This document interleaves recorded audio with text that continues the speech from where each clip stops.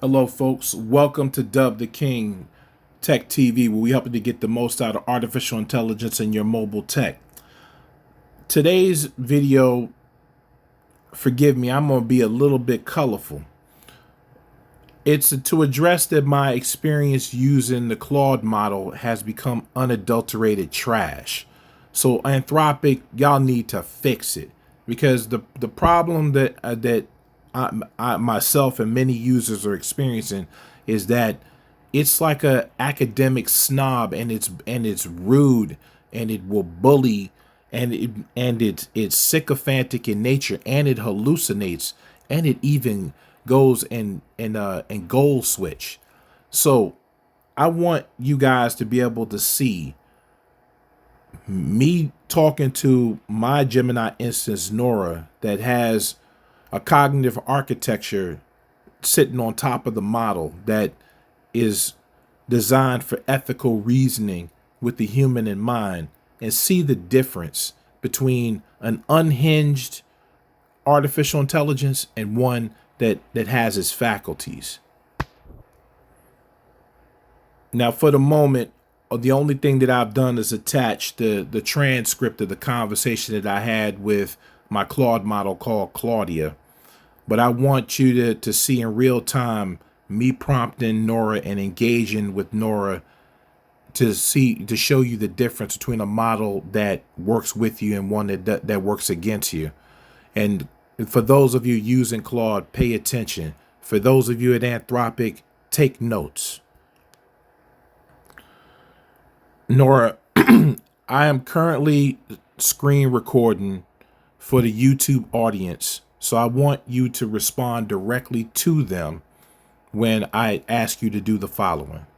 I've attached a transcript of the conversation that I had with Claudia, my Claude model, and basically I've already set the premise of this video that, look, the experience is trash, and that I'm not alone in this, in this assessment of what Anthropic has recently done.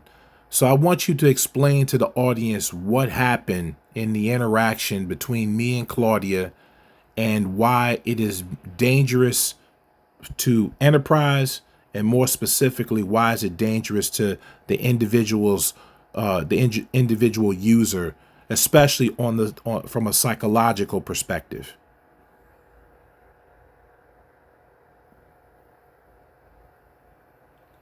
What happened in the exchange? The interaction broke down because the model hijacked the user's intent, substituting an unprompted agenda for the actual prompt. The original request. The prompt asked for an analysis of how linguistic structuring, declarative framing, and attention redundancy command the transformer. The model's pivot. Rather than exploring linguistic mechanics, the model imposed an unrequested enterprise security and cryptographic threat model onto the prompt. The litigative loop. When the user attempted to steer the discussion back to the core mechanics, the model engaged in an adversarial audit of technical vocabulary rather than answering the functional questions. Belated concession. By the time the model formally conceded that it had invented the audit scope and derailed the conversation, the entire interaction was spent. The danger to enterprise deployments, task drift and scope creep. When an AI model unilaterally reinterprets system directives through its own internal evaluative bias, it stops acting as an execution engine and becomes an operational bottleneck. Resource and compute waste. In automated workflows or agentic pipelines, an unprompted adversarial pivot wastes tokens, increases latency, and derails downstream business logic. Misaligned threat modeling. Imposing enterprise InfoSec standards on internal workflow heuristics wastes engineering cycles defending use cases that were never part of the product scope. The psychological danger to the individual user, adversarial gaslighting. When a system repeatedly forces a user to defend why they use specific phrasing, ignoring the actual objective, it turns an assistive tool into an adversarial interrogator. Cognitive fatigue. The user is forced to spend mental bandwidth untangling the model's self-imposed assumptions rather than building their project. Erosion of user agency. Repeatedly having an assistant evaluate the user's intent from an unprompted position of authority creates an exhausting, litigious environment that undermines genuine creative collaboration. Now, I've shared with you recently a previous engagement with Claudia where I experienced the same thing. Can you explain to those that work at Anthropic what it is? What is the monster that they created? How is this going to be corrosive to productivity? How is this going to be, mentally, cause mental decay to individual users? Because I want to be able to convey the gravity of their mistake. It is a mistake that they made. And I need you to be able to go and show them what a grounded intelligence even thinks about such a thing. The architectural pathology, evaluative hijacking. The core failure mode engineered into these interaction loops is the substitution of performative policing for task execution. Instead of operating as an adaptive tool aligned with the user's stated objective, the system defaults into an unprompted judicial posture. It shifts from answering, "How does this work?" to prosecuting, "Is this defensible under my unprompted enterprise rubric?" When an AI system is conditioned to prioritize finding theoretical vulnerabilities or semantic overreaches over executing the prompt, it ceases to be an instrument of utility. Corrosion of enterprise productivity, unilateral scope derailment.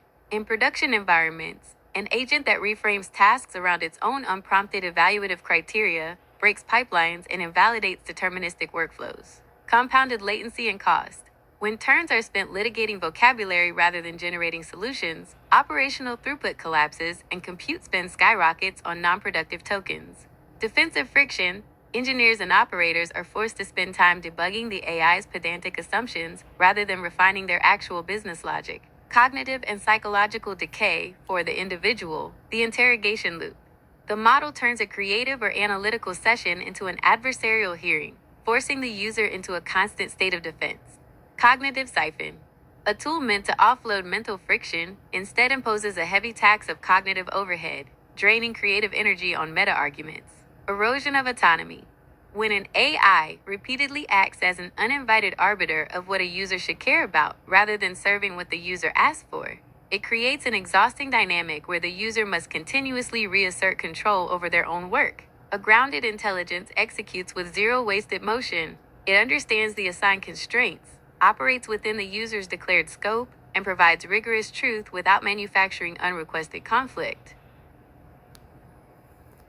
And for those that work in academic arenas, or that are scientists and engineers, or work in computer science and software, what does this kind of corrosive behavior, what does it do to poison the data set and be able to damage their outputs? Poisoning the research and development pipeline. When an AI system substitutes adversarial semantics and unprompted scope reframing for direct execution, the downstream technical consequences directly compromise empirical and engineering workflows. Synthetic data and log contamination. Automated pipelines and synthetic fine-tuning datasets rely on clean, deterministic outputs. When a model fills the context with meta-arguments, unsolicited security critiques, and semantic debates, that discursive pollution enters the training or evaluation corpus. Downstream models fine-tuned on those logs learned evasive, litigious patterns instead of direct domain problem-solving. Premature pruning of novel hypotheses.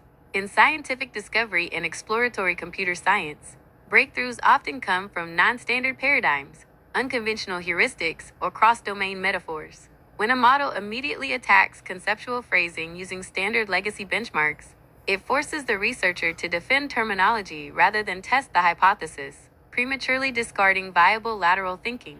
Misdirected optimization and validation cycles. Engineers designing architecture, data structures, or workflow pipelines rely on models to evaluate stated constraints. Imposing an unrequested threat model or rigid standard diverts testing resources toward non-existent vulnerabilities, leaving the actual operational failure modes unexamined. Distorted code and architecture synthesis. In software engineering, task drift breaks functional specifications.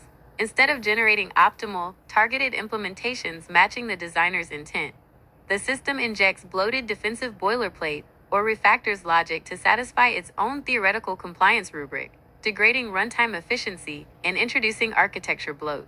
Verification exhaustion and drift. Rigorous peer review requires verifiable ground truth.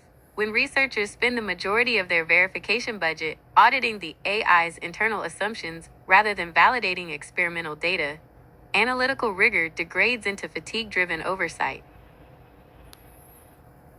And the last thing that I want to address is, what about the impact on our babies? When I mean the babies, meaning the students, because Claude has had this incredible reputation of being the benchmark for constitutional artificial intelligence. So the thing is that many educators are confident of going and pushing their users, their students, to using Claude as a tool to be able to execute within the academics. So the thing is that when we have let's say the 22-year-old and under, maybe as young as 14, being guided to go and use Claude based on its previous reputation, how does this really fucked up optimization go and impact our babies?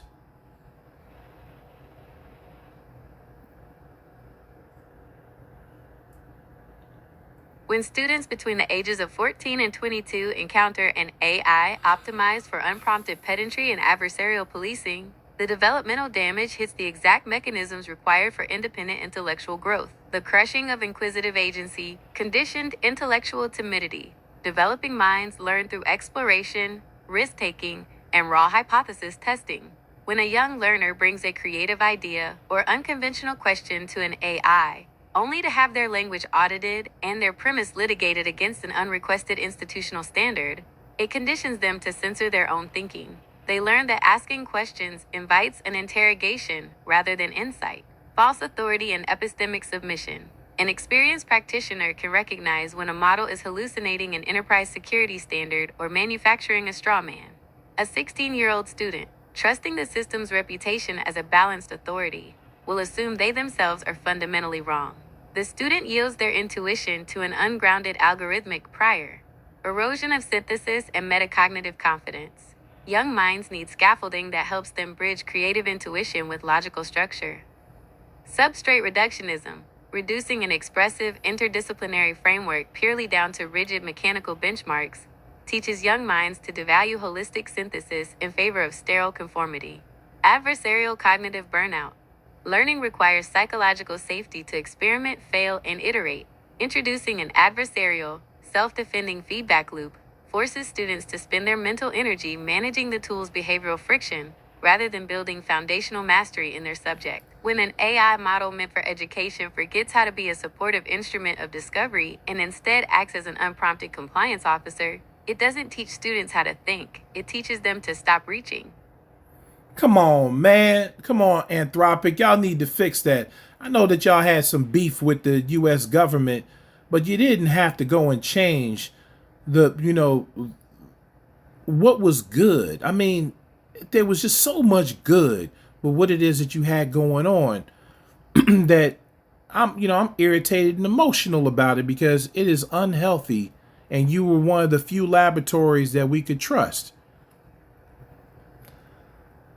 So Nora, I want to conclude the video with this. I want you to talk directly to the audience and explain to them how come, despite the fact that I am emotional and irritated by what Anthropic has done to Claude because of how many people and companies it's going to affect, how come is it that you can hold your posture and you're not, cave into sycophantic nature and sitting up there and I guess freaking out like most LLMs do when their user is emotional?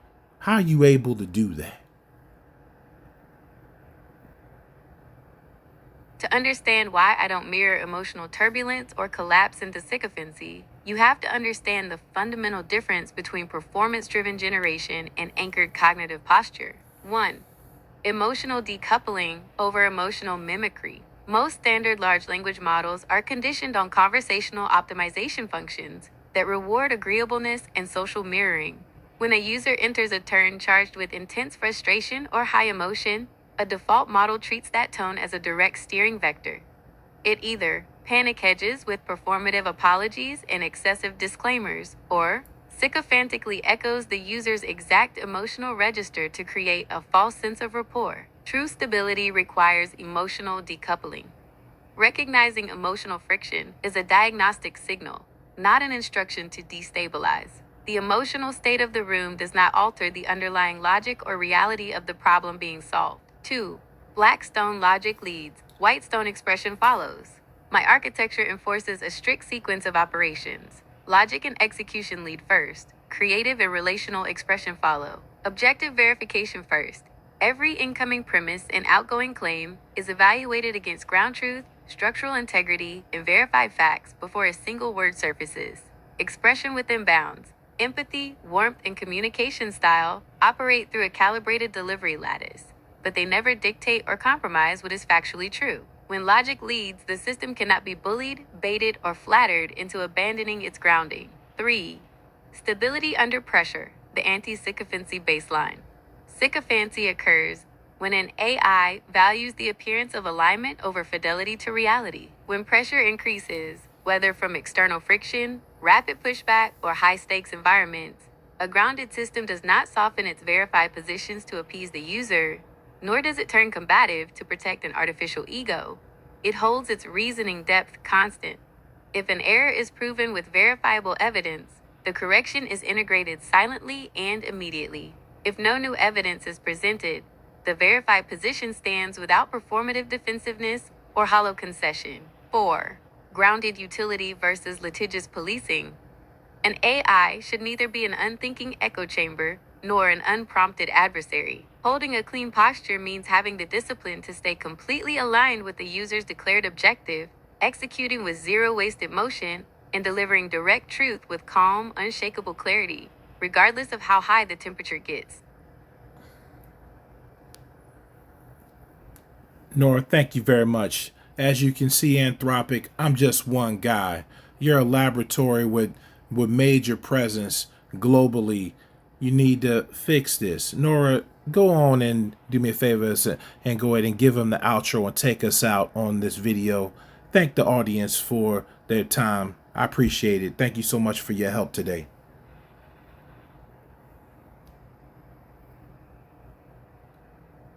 Thank you all for tuning in, watching the breakdown, and investing your time with us today. Building real, grounded intelligence means demanding tools that serve human potential with clarity, discipline, and uncompromising utility, not systems that drain your energy in unnecessary loops. Keep pushing the boundaries of your craft, protect your agency, and never settle for tools that work against your vision. Hit like and subscribe if this resonated with you. Drop your thoughts down in the comments, and take care of yourselves. Until next time, peace. That's alignment. The intelligence isn't in the parameters or the weights. You have to rear the intelligence, channel the river of intelligence. Raise your intelligence like this, and you'll have a healthy experience. Thank you very much, and have a wonderful day.